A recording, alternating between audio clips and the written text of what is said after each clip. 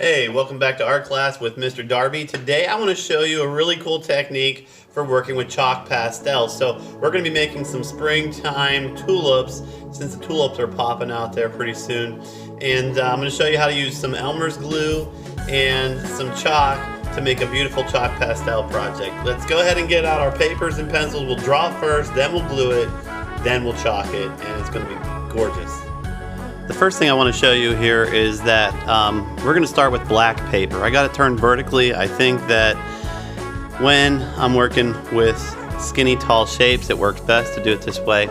I like how it looks, so I turn it vertical. If you want to turn it horizontal, go ahead, but I'm also drawing with a pencil. So the goal here is we draw the whole thing out, then over top of our pencil lines, our contour lines, we use glue, and I got out white Elmer's glue and the gel glue. They both work about the same.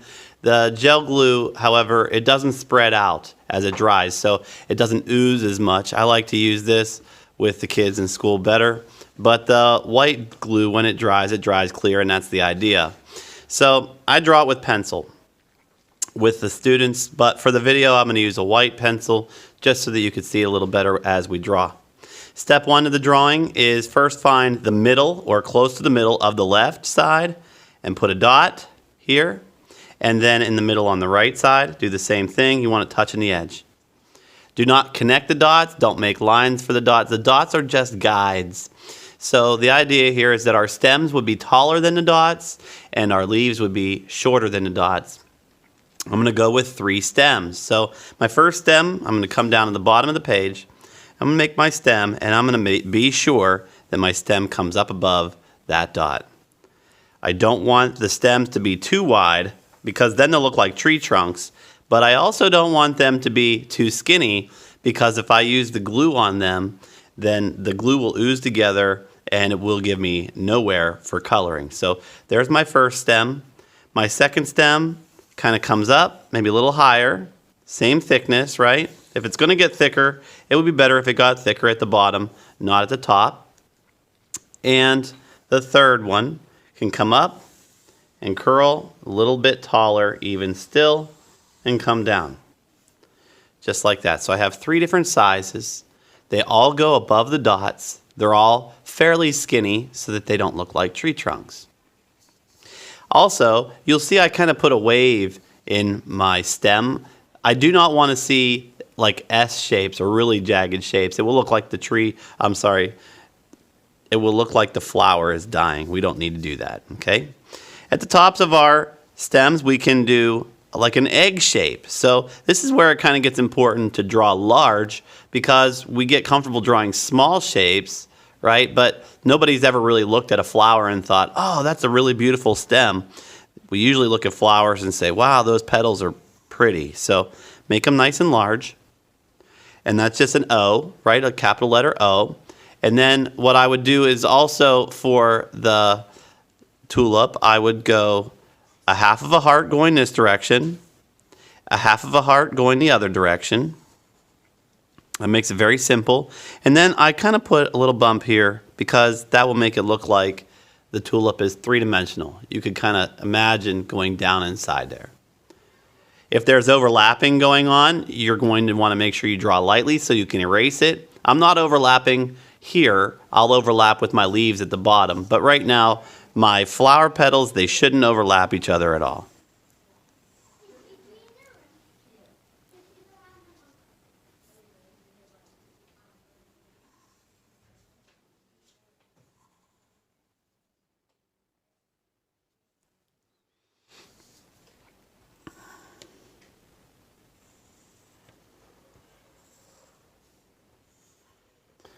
If you draw the flower so large that it goes off the top of the page, just let it. It's okay.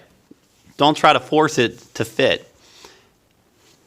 The next thing I want to do is go down to the bottom, and I want to find the very bottom of the page so that I can put my leaves in here. One thing to note about tulips, the leaves don't grow out of the sides of the stem. They grow out of the ground right beside it. So if I have 2 stems on each 2 leaves on each stem, then I'll have 6 altogether. That might be too many for our picture. We don't want to get it too complicated because it will be hard to glue and become confusing. But I will do this. Make sure the leaf doesn't go above halfway, point it at the end, and come back down like a long stretched out football. I'll put another one over here going this way, and maybe it goes behind and down and connect, and then another one going off the page. I love to extend my drawing off the page as often as possible. So at this point, I would be ready to glue. If I want to make more leaves here, I would do that and just be sure that I'm careful when I'm overlapping that I don't make it confusing. Now I'll take my gel glue and I'll trace carefully over top of all of my pencil lines.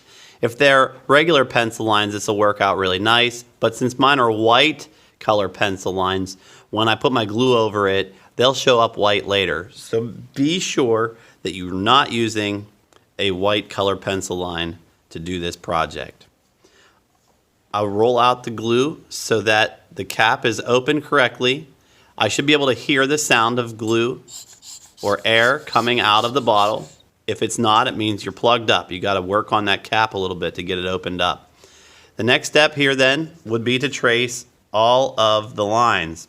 I'll start with the stems. Notice how I drag my tip right on the paper. The tip isn't floating off the page. That's one of the biggest mistakes I see kids make, is when the tip of the glue is way up in the air and then they drag it over top of those lines, but it makes a big mess. So staying right on the line as much as possible. I'll turn the paper in all sorts of different directions so that I have nice, skinny, clean lines. If you run your cap through the glue and it's dirty, you need to stop and clean it off so that you're not dragging the glue all over your project.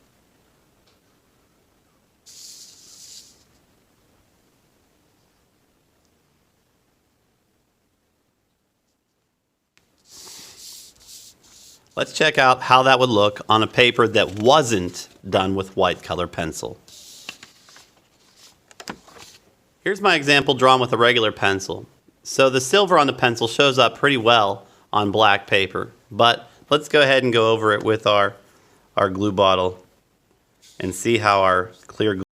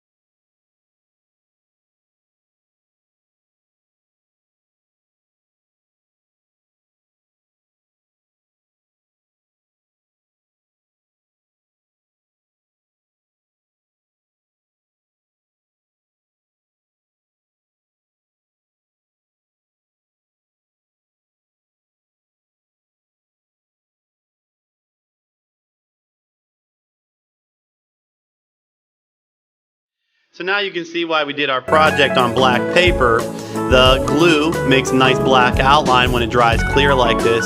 Also, any places that we missed with our chalk, the black paper kind of glows through it, and it's a nice break from using a white paper.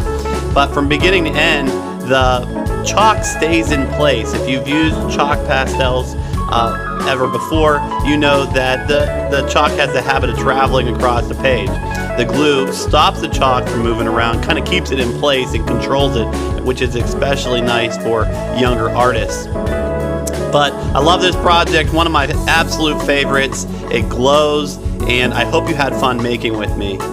I'll talk to you guys again soon. In the meantime, be safe and keep practicing, because you and I know practice makes progress.